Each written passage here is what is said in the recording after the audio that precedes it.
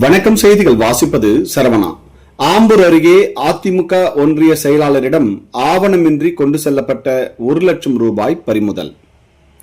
தமிழகத்தில் ஏப்ரல் 23ஆம் தேதி சட்டமன்ற பொதுத் தேர்தல் நடைபெறும் என தேர்தல் ஆணையம் அறிவித்துள்ள நிலையில் பொதுமக்கள் மற்றும் அரசியல் கட்சியினர் 49,000 ரூபாயிற்கு மேல் எடுத்து செல்லக்கூடாது என தேர்தல் ஆணையம் அறிவித்துள்ள நிலையில் அதற்காக திருப்பத்தூர் மாவட்டம் முழுவதும் தேர்தல் பறக்கும் படையினர் தீவிர வாகன தணிக்கையில் ஈடுபட்டு வரும் நிலையில் ஆம்பூர் அடுத்த மாதனூர் ஒடுகுத்தூர் சாலையில் உள்ள கடலைக்குளம் பகுதியில் ஆம்பூர் சட்டமன்ற தொகுதி தேர்தல் பறக்கும் படையினர் அலுவலர் கார்த்தி தலைமையிலான பறக்கும் படையினர் தீவிர வாகன சோதனையில் ஈடுபட்டிருந்தனர்.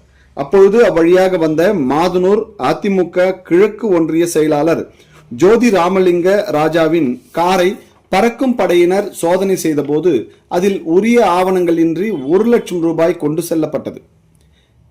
உடனடியாக அவற்றை பறிமுதல் செய்த பறக்கும் படையினர் அப்பணத்தை ஆம்பூர் வட்டாட்சியர் அலுவலகத்தில் உள்ள ஆம்பூர் சட்டமன்ற தொகுதி தேர்தல் அலுவலர் பூஷ்ணகுமாரிடம் ஒப்படைத்தனர். செய்திகளுக்காக விமல்ராஜ்.